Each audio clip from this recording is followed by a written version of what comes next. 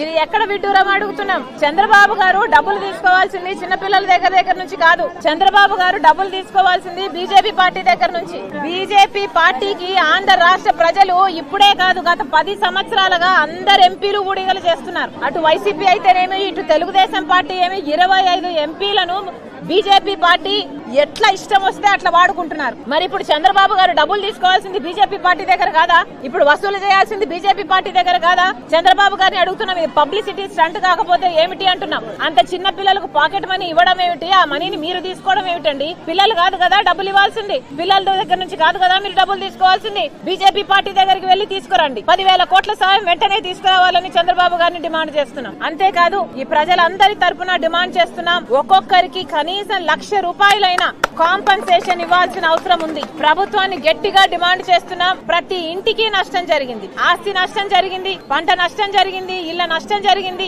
ఇలా ఎక్కడ ఎవరిని తట్టినా కూడా వాళ్ళ బాధలే చెప్పుకుంటున్నారు. చంద్రబాబు గారిని హెచ్చరిస్తున్నాం, మీరు అధికారంలోకి వచ్చారు, మీరు మంచి పేరు నిలబెట్టుకోవాలి అంటే వీళ్ళందరికీ కాంపన్సేషన్ ఇవ్వాల్సిన అవసరం ఉంది. చంద్రబాబు గారికి హెచ్చరిస్తున్నాం, ప్రజలను పట్టించుకొని ప్రభుత్వాలు ఎక్కువ కాలం నిలబడం. వీళ్ళందరూ మీకు ఓట్లేసిన వాళ్ళే. కనీసం 1,00,000 రూపాయలు ప్రతి కుటుంబానికి సాయం చేయాలి. అంతేకాదు పంట నష్టం కూడా చాలా జరిగింది. మారుమూల ప్రాంతాలలో సాయం అందటం లేదు. ఇప్పటికైనా గ్రహించండి, సాయం అందించండి. వెంటనే వీళ్లకు తక్షణ సాయం కింద కనీసం 15,000 రూపాయలు ప్రతి అఫెక్ట్ అయిన ప్రతి కుటుంబానికి విడుదల చేయాలని కాంగ్రెస్ పార్టీ డిమాండ్ చేస్తుంది.